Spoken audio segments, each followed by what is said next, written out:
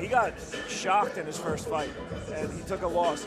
The way he bounced back from that was the most impressive thing I had ever seen. And it was only 4 months later, but he bounced right back, got a submission win, right back on the horse, and that right there shows you what somebody's made of. You know, we've seen that how many times, not just with Devin, but obviously I'm close with Devin. That was fresh in my mind, but we've seen a lot of guys come back like that. Even just in a fight, just Kenny Lopez and Issa. Issa winning the first round, and Lopez going back and turning around. 100%. Back to Andy Parker. Ready to make his way inside the cage, Chris Donnelly. Here we have Chris Donnelly, 27 years old, standing 5'6" out of Levittown, New York. 15 years of wrestling in his back pocket. A two-time Nassau County champion wrestler finalist. 2-0 in MMA. Rear naked choke in one of his fights. Split decision win in the other. He said, I'm a high-paced wrestler with some good boxing. So basically, these guys are tailor-made for each other. High-paced wrestling, high-paced boxing. I love the walkout song. Yeah, I'm with you. I was a little thrown by for a second, to be honest. He said, I will win this one way or another. He said, my long-term goal is to be the best fighter I possibly can be and eventually become a professional. He said his grappling, his cardio, speed, and agility will shine. That's an interesting photo for Chris Donnelly. Yeah, that is not, you know, of all the headshots I've seen, not the most impressive, but as long as his skills are, who cares? Yeah, it looks more like a license photo than a fight photo. License or a passport photo, one of the two. Me and D-Rockers over here vibing to Notorious Thugs. Yeah, I'm sold on the walkout music. Love it. I'm telling you guys, one thing I always love is good walkout music. Like, it's an easy way to get the crowd on your side. They're having fun. Now they're going to see you fight. They might just root for you now. I think that's an underrated thing that people don't always think about. Ladies and gentlemen, this is an MMA bout held in the men's 125-pound flyweight division. Brought to you by Restorations. Introducing first, fighting out of the blue corner. This warrior stands at 5 feet 8 inches tall, weighing 125 pounds. Fighting out of Syosset, Strong Island, New York, representing Law MMA. Help me welcome Edwin Jung. Introducing his opponent, fighting out of the red corner. This warrior stands at 5 feet 6 inches tall, weighing 126 pounds. Fighting out of Levittown, Strong Island, New York, representing Long Island MMA. Help me welcome Chris the Hurricane Donnelly.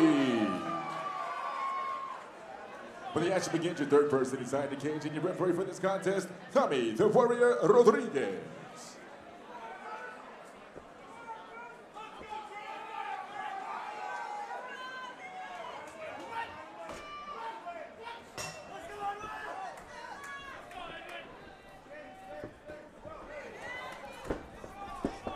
Not surprised we saw a shot that early in the fight from one of the fighters. Both these guys, such great wrestling. Edwin Jung bouncing off that left hand. That was impressive. Yeah, I was going to say, that was kind of ridiculous just to balance that. Breakdancer stuff right there. I wonder if he's got a background in breakdancing. Were you just saying? I'm just saying, he should be anyway. He should be doing some dancing. He's trying to escape here. So far, Chris Donnelly's living up to that nickname of the Hurricane. Yeah.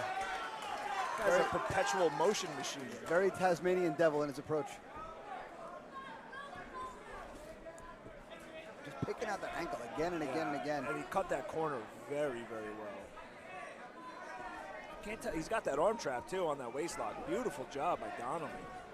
Yeah, but to Edwin's credit, he's not taking any position there. He's fighting back to his feet each time. Like he's not accepting these positions. He's not sitting there and playing jiu-jitsu, as you were saying. Donnelly's just relentless on his pursuit of this takedown. Jung's doing a good job though here, fighting on his hands. Good crossface, beautiful job by Edwin Jung.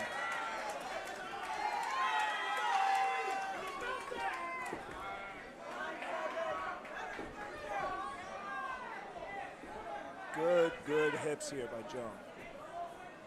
A good use of the cage there by Donnelly. Because that's the only thing about sprawling in MMA with the cage is eventually, if the opponent keeps driving, there's the cage there to stop your feet. Yeah. Man, Donnelly is relentless. He has not given Jung a single second of separation yet. Exactly, and with 15 years of wrestling behind him, all the championships and accolades, he can do this all night if he needs to. Yeah, that is very apparent.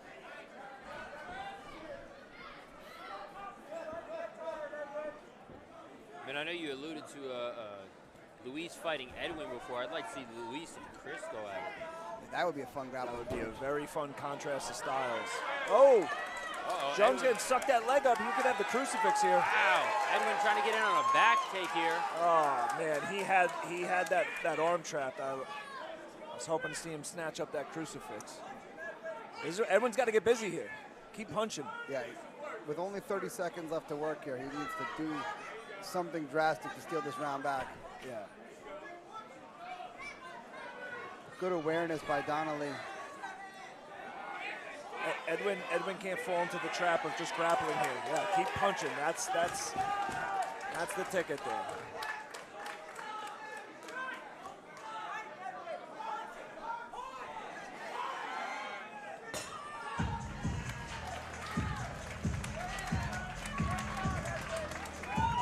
Great showing of wrestling by Chris Donnelly, but Edwin Jung not accepting any position. Constantly fighting. Yeah, Edwin did a very, very good job of never letting Donnelly get a dominant position on him. Defended very well. Did everything right. And a nice reversal at the end. Yeah, and you know, that's the way that round ended. That could steal some confidence from Donnelly, you know? And I wasn't real happy with the way Donnelly walked back to that corner. He was very wobbly. He was you could tell he was breathing real deep. He's taking some deep breaths there in the corner. So now the question is, how quickly does he recover? Because, you know, he may be a guy who can sprint for all 3 minutes, and then after that minute of recovery, he's back. We'll see in the first couple seconds of this next round.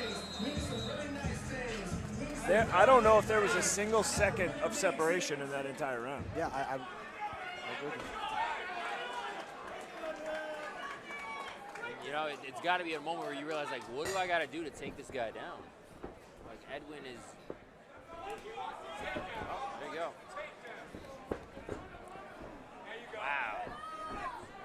Good underhook. This is going to start to chip away at the confidence of Donnelly, though. The harder those shots get and the less successful they get, it starts to steal confidence each time.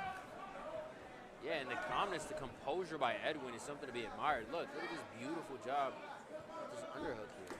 I mean, Edwin's seen everything. We were talking about in his walkout here. You know, he's in his short career, he's seen and experienced a lot. You know, his first several fights kind of helped prepare him for this. He's got that Kimura. He's trying to get his hips out where he can get some oomph on it. Donnelly's doing a pretty good job of covering it with his body for now. We'll see if he can continue to do that. Edwin's selling out to try to finish that. I thought he was going to maybe try to soothe it, but he's selling out on trying to finish here. Donnelly's doing a good job of bringing body to hand, but now Edwin's got to pass the ribs. Now Donnelly's going to have to step over that hand. Donnelly needs to step over that hand like that. There. Now he can start hitting with that other hand. Oh, Edwin should come back and hit the triangle. Edwin's got to get his hips involved here. This is all just arms right now in that Kimura. He's got to work to get his hips involved there. Oh, good work. Now, if you're Donnelly, you're a real happy camper because Edwin kind of took himself down for you. By accepting that Kimura and taking that, now you've got the top position you wanted all along if you're Donnelly.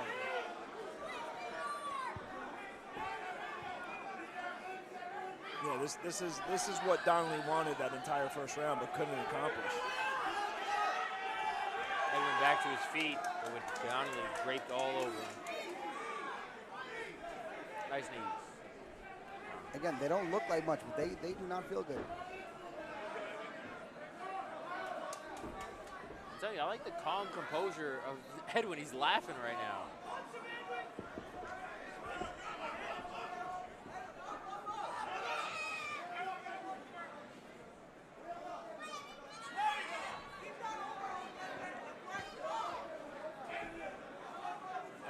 Edwin's got to look to start getting back to his feet, though. Yeah, because this is a little bit of that tick, tick, tick that we were talking about before. Yeah, and when Donnelly gets in your center line there and he's not around your legs, that's the time to start building.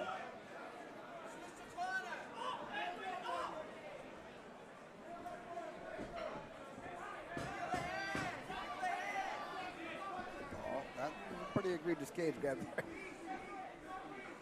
Yeah, we've seen a bit of cage grab controversy on the day. That round a little tougher to score, right? Yeah.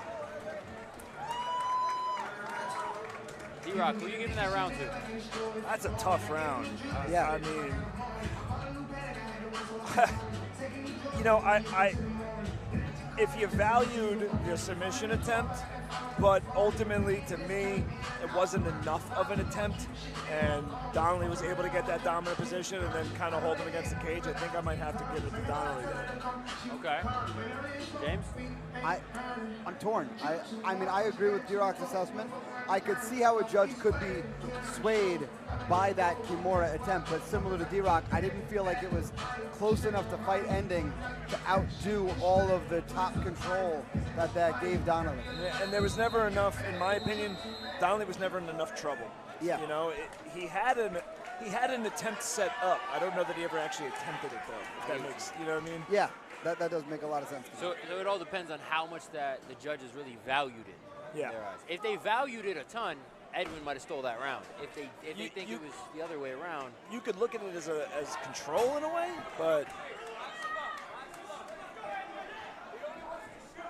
Edwin's got to get a little bit longer and stay in that jab range and let his hands go. Edwin's got a box. 100 at box. I wouldn't be throwing any kicks for Donnelly to catch. there's that shot you kind of talked about earlier where he's just going to shoot it from far and see what happens. And so far, it's working out for him. Yeah, exactly. It hasn't. Again, it isn't broken, so he's not fixing it. Well, Donnelly, you got to give Donnelly credit. He's got great awareness that he knows he's been able to push Jung into the cage, and once he gets into the cage, you see him cut that angle. Yeah.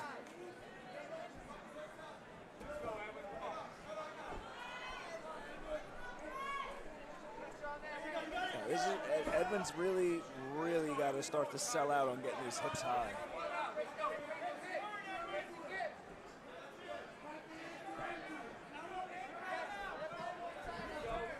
And Right back. Donnelly is just relentless.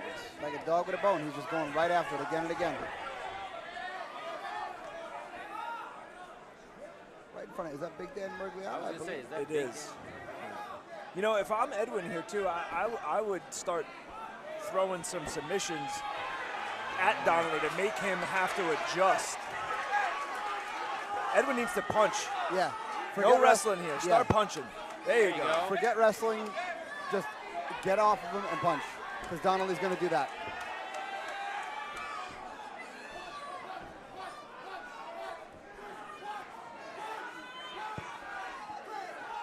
You know, in this position with somebody like Donnelly, when I'm on the cage like this, you know, I would start fishing my hands just around his neck to make him, sort of like how I would on the feet, pumping a jab out there just to make you respect it a little bit. Exactly. Put the threat out there, maybe make him change course and start to have to maybe address it.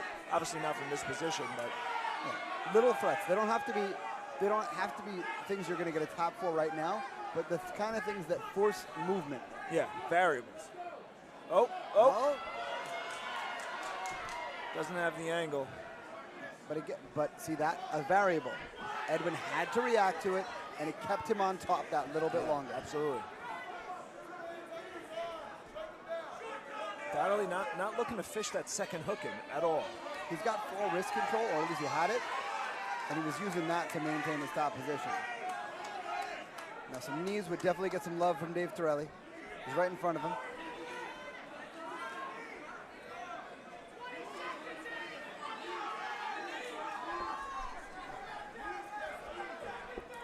Foot sweep would go a real long way here too if you're Donnelly. Yeah, you know, I thought we were going to see a couple of them earlier, but he never. He doesn't want to give up any of that space at all.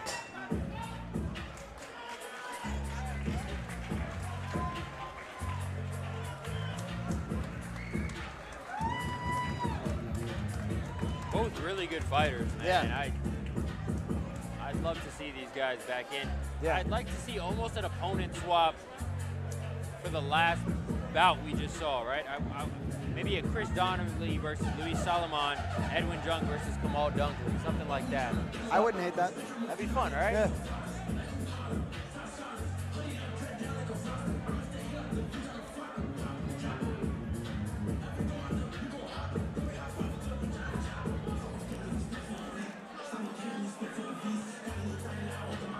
Hey, Chris Donnelly throws the glasses on right away. I like that.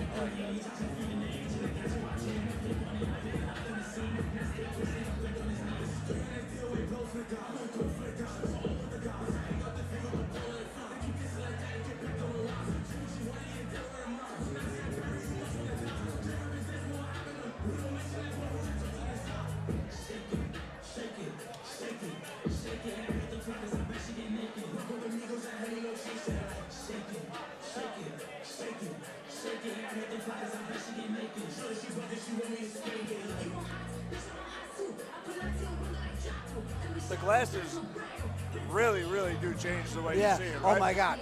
He doesn't look mean at all right now, you know? I think he's also out of fight mode too. I think if he put fight mode on, he would look at least similar. But at least now we know how Superman fooled all those people for all those years. Go to Andrew Park for the decision. Is Andrew Park even in there? Oh yeah, he is. I can see him on the monitor. Teleported. I don't know how that pink jacket was able to hide.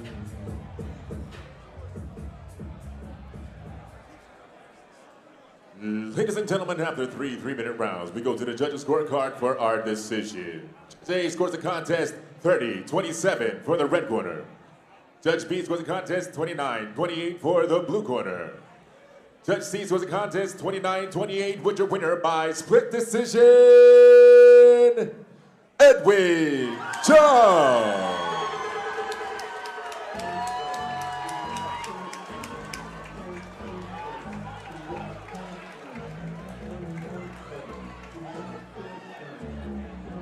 Again, like I said earlier, you never know. Yeah. I'd be honest with you, I don't agree with that. Yeah, At all. I am with you. Even Edwin's body language when the fight was over was like, yep, I lost. Do you think it's a situation where they maybe overvalued that Kimura attempt? That's what it would have to be, right? Yeah, but in my opinion, he clearly lost the first and the third anyway. Yeah. So did they see it more as like, yeah, he kept getting taken down, but he kept getting back up? I don't know. I don't know how they thought about it. Because, all right, we have to say that Kimura was very valued to give him to steal that round for sure. Yeah, I think it was more just a factor of like favoring the defense. They were like scoring for the defense of Jung more than the offense of and that's, you know, sometimes it's like a cognitive bias in a way, right? Where when you see somebody maybe who you didn't think was going to do well even in defensive, you score it like it's a win. It's not. Yeah. I don't know. That'd be an interesting one to watch back and kind of see what, why, and where. I'll be honest with you. I don't know. I didn't see anything that really, and this is not to take anything away from Edwin Jung. I thought he fought very well, but just based off the scoring criteria, I thought, you know, Chris was glued to him those first and third rounds and multiple takedowns. The only thing I could maybe think is that at the end of the first round where he got a dominant position, maybe that tipped the round for him. But I didn't feel like that was enough. It wouldn't have been enough in my opinion, but perhaps that's what the judges thought, was where he got that dominant position briefly at the end of the first round. Didn't do much with it, but got there. And then the second round obviously had to be the Kimura.